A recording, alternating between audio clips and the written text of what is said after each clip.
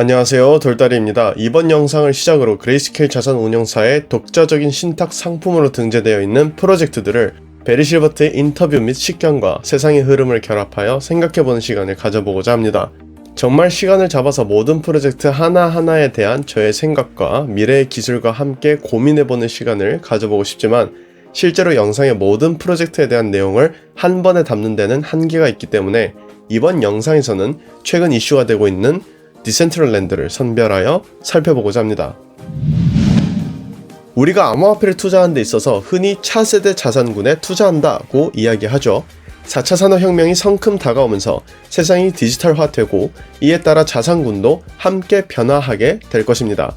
여기서 한 가지 짚고 넘어가야 할 것은 단순히 우리가 암호화폐라서 투자하는 것이 아니라 4차 산업혁명을 통해 변화될 세상에 맞게 동행하고 있는 요소이기 때문에 투자의 가치가 더 있다는 것입니다.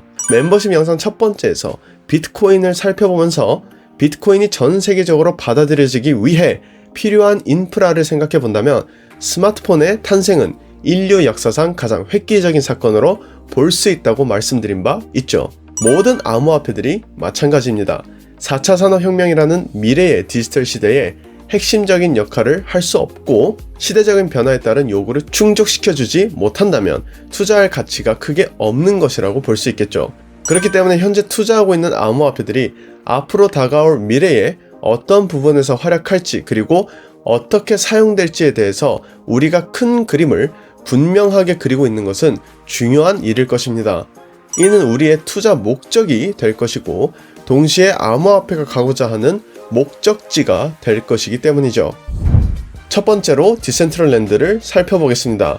최근 페이스북이 메타로 바뀌었고 큰 폭의 상승을 보여줬었던 암호화폐입니다. 이 부분은 시대의 변화에 따른 기술의 조명이 암호화폐와 가장 잘 섞인 순간이라고 말씀드리고 싶습니다.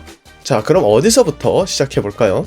자, 먼저 메타버스부터 살펴볼까요? 지루하게 메타버스에 대한 개요를 다시 말씀드리고자 하는 것이 아닙니다.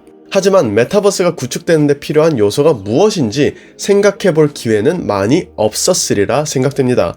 메타버스가 4차 산업혁명의 주요 핵심 기술이자 주변에서 너무나도 많이 들었던 단어이지만 도대체 무엇이 4차 산업혁명에서 이야기하고 있는 메타버스인지 우리가 사용하게 될 메타버스는 무엇인지 선명하게 이해가 잘 되지 않기 때문에 몇몇 사람들은 아직도 메타버스에 대해서 회의적인 입장을 고수하고 있기도 하죠. 흔히 코로나가 사라지게 되면 다시금 사람들은 일상을 회복할 것이라거나 실체가 너무 없다거나 기술적인 한계가 존재한다 등의 의견을 주장합니다.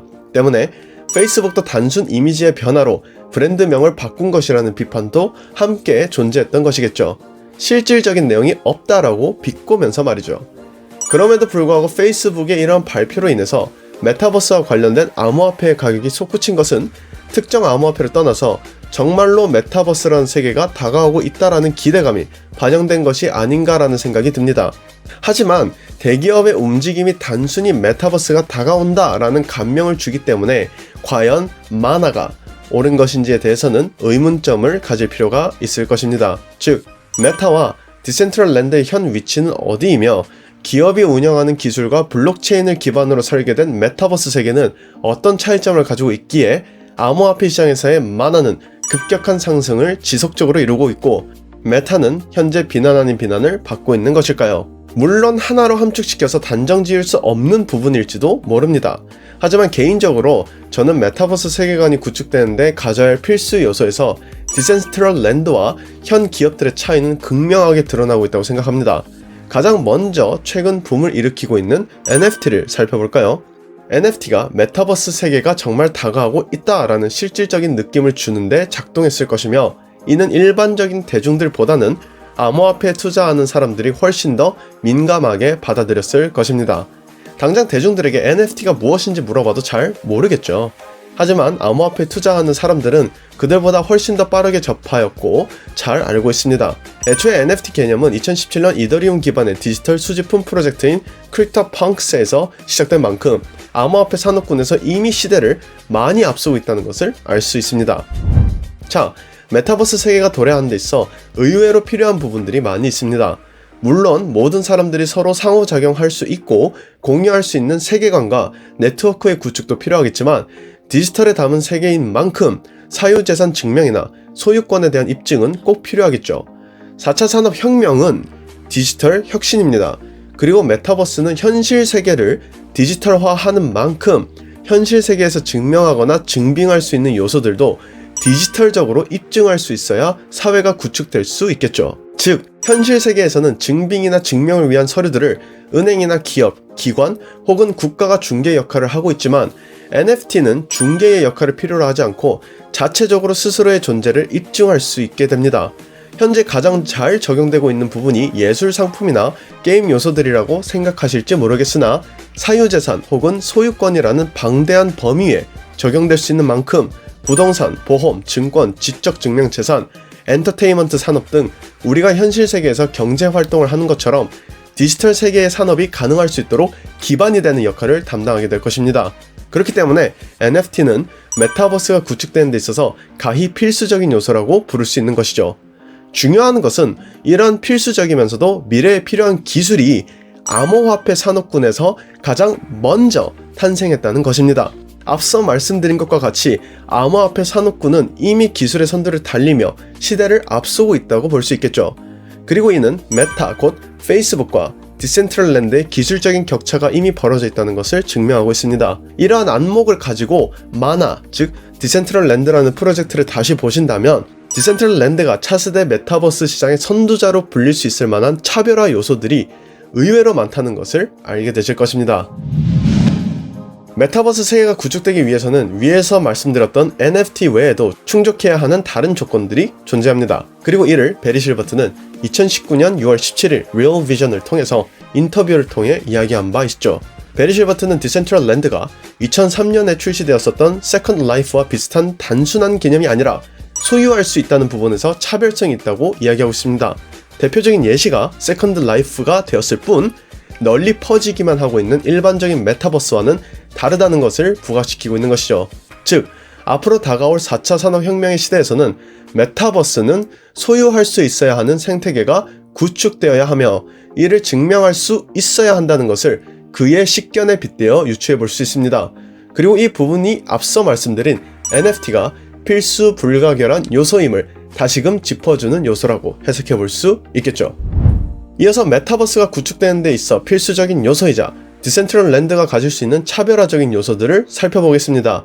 베리 실버트는 공급이 제한되어 있고 이것이 무한한 세컨드 라이프와는 큰 차이점입니다. 세컨드 라이프는 무한했으며 그곳에는 따로 도시 계획이 없었습니다. 그리고 세계 통화인 마나도 존재하는데 다른 디지털 통화와 마찬가지로 교환이 가능하고 때문에 우리는 마나에 투자했고 랜드에도 투자했습니다 라고 이야기하며 마지막에 그는 메타버스가 존재한다면 그것은 회사 소유가 될 수 없으며 구글이나 페이스북이나 애플의 소유가 되어서는 안 된다라는 가정을 두고 있죠. 자, 하나하나 살펴보겠습니다. 메타버스 세계는 소유가 가능해야 한다가 첫 번째였습니다. 다음으로 두 번째는 공급이 제한되어 있어야 한다는 것입니다. 공급이 제한되지 않는다면 세계관이 넓어지는 만큼 그에 따라 가치가 하락하게 되겠죠. 법정 화폐가 찍혀 나오면 찍혀 나올수록 화폐의 가치가 하락하듯이 메타버스 세계도 특별한 기준 없이 무작정 넓어지기만 하게 된다면 그 안에서 가치를 소유하는 행위는 큰 의미를 가질 수 없게 될 것이라는 의미로 해석해 볼 수 있습니다. 그리고 위 베리 실버트의 말에서 조금 이상한 점을 느끼시지 못하셨나요? 베리 실버트는 단순히 디센트럴랜드에 투자했다 라고 한 것이 아니라 그래서 우리는 마나에 투자했고 랜드에도 투자했습니다 라며 두 개에 대한 가치평가 요소를 달리 나누었습니다. 즉, 소유할 수 있는 요소이자 한정되어 있어서 그 가치가 주어질 수 있는 랜드와 세 번째로 말씀드릴 자체 통화인 마나에 투자하는 것은 각기 다른 투자 기회를 제공해 줄 수 있다는 의미이자 메타버스 세계에서 투자할 수 있는 대목이 되는 부분을 짚어주고 있다고 해석해 볼 수 있겠죠. 이는 앞으로 구축될 메타버스 세계가 갖추어야 할 가치적인 요소에는 NFT와 같은 기술이 접목되어서 소유나 증명이 가능하면서도 공급이 제한되어 있는 랜드와 같은 부분과 세계관 안에 통용될 수 있는 자체 통화인 마나와 같은 기능이 필수적으로 존재해야 한다는 것임을 알 수 있는 것입니다. 세 번째는 통용되는 화폐입니다. 메타버스 세계 안에서 통용될 수 있는 화폐의 기능은 대단히 중요한 역할을 가지게 됩니다. 단순히 경제적인 역할에서 기반이 될 수 있을 뿐 아니라 현재 우리가 살고 있는 현물 자산 기반의 가치들이 전환되어서 들어갈 수 있는 중개자의 역할이 될 수 있기 때문입니다.